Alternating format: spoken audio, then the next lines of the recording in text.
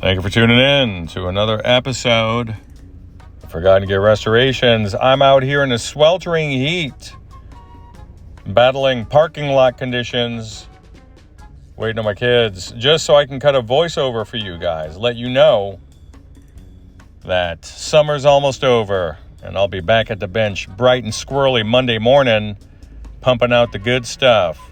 We have Champ Week resuming with a pair of silver faces. Is this one here from the 80s? We don't even know. It doesn't even have a faceplate. We're going to date that sucker and let you know what's up. I know it's melting tubes down. And then this guy here, well, he's coming back because it's developed a mysterious rattle. This is the guy I just filmed an audio sample of for you guys last week. I love it. I really appreciate the support, you guys. You guys have been wonderful to me and my family in this little venture throughout the last year and a half or so.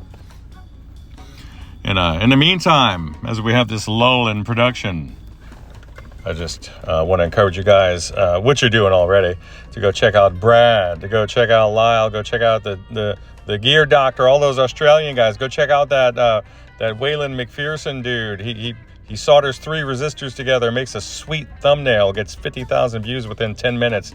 Dude shreds on guitar, has super interesting material to go check out. Go look at that guy's stuff.